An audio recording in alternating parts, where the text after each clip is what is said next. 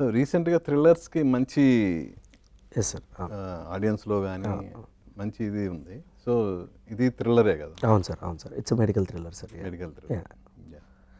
So ఈ subject first Rashmi గారికి చెప్పినప్పుడు ఏమన్నారు? అదే సార్, ఆర్టిస్ట్గా ప్రొడ్యూసర్ పాయింట్ ఆఫ్ వ్యూలో ఆవిడ చెప్పినప్పుడు she was very excited sir. ఇందాక అన్నట్టు మోహన్ బాబు గారు ఈ కథ తీసుకొచ్చారు. సో జనరల్గా ఏంటంటే ఆయన అంటే అంత ఈజీగా కథలు నచ్చవు. సో ఆయనకి నచ్చి కథ మా దగ్గరికి పంపించారంటే సమ్ డెఫినెట్గా ఎక్సైటింగ్ పాయింట్ ఉంటుందని ఆ పాజిటివ్ ఫ్రేమ్ ఆఫ్ మైండ్తోనే కథ విన్నాం. So we were blown away with the story. రే భలే ఉంది, ఈ టైంలో ఇలాంటి ఫిలిం వస్తే చాలా బాగుంటుంది అని అనిపించింది. అండ్ మనకి పోస్ట్ కోవిడ్ ప్రీ కోవిడ్ అని అయిపోయింది సార్ ఇప్పుడు. సో అంతకుముందు ఒక టైప్ ఆఫ్ కథలు చూసేవాళ్ళు, ఇప్పుడు ఈ ఓటీటీస్ ఇవన్నీ కోవిడ్ తర్వాత ఇది వచ్చినారు, ఒక టైప్ ఆఫ్ కథలు చూస్తున్నారు.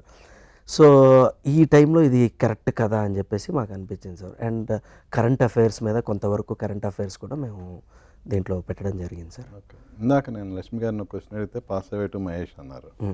సినిమా చూసి బయటకు వచ్చే ఆడియన్స్కి ఫాదరు డాటర్లో ఇద్దరిలో ఎవరు డామినేషన్ ఉంటుంది? మా నాన్నగారండి బాబు. ఇదేం క్వశ్చన్ అండి బాబు. ఆయన ఎక్కడ, నేనెక్కడ?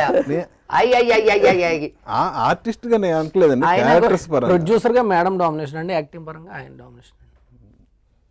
అమ్మో, బ్యాలెన్స్ చేశాడు. ఓకే.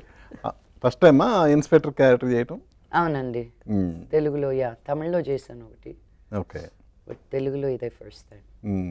ఏంటి అంటే ఫైటింగ్స్ అన్నీ ఉన్నాయి కదా ఇందులో? యాక్షన్ ఎపిసోడ్లు కూడా ఉన్నాయి కదా, ఏమైనా ట్రైనింగ్ ఏమైనా తీసుకున్నారా? ఎలా? 100% అండి. ఒక ఫైట్ అనేది ఒక కొరియోగ్రఫీ లాంటిది. యూనో కొంచెం మా తమ్ముళ్ళిద్దరిని చూశాను కదా, అన్ని పార్ట్లు ఇరిగిపోయి దాన్ని స్క్రూలు నట్లు బోల్ట్లు వేసుకొని ఎప్పటికప్పుడు టైటన్ చేసుకుంటూ ఉండాలి వాళ్ళు. అవి అలా అవ్వకుండా, because as an artist longevity ఉండాలని నేను కొంచెం జాగ్రత్తలు ఎక్కువే తీసుకుంటాను. నువ్వు పడు ఫస్ట్ అంటాను నేను పడే బదులు. సో ఇంతకు ముందు అయితే ఫస్ట్ నేను దూకేస్తాను, నేను చేసేస్తాను అనేదాన్ని. ఇప్పుడు కాదు నాయనా, నువ్వు పడు, నేను ఎక్కడ పడతానో చూస్తాను. సో జాగ్రత్తలు తీసుకుంటేనే మనకు ఒక లాంజివిటీ అనేది ఉంటుంది దీంట్లో. బికాజ్ ఎమోషన్కి వెళ్ళిపోయి చేసేద్దాం పొడి చేద్దాం అంటే రిస్కులు తీసుకోవాలి, but with the correct support అన్నమాట.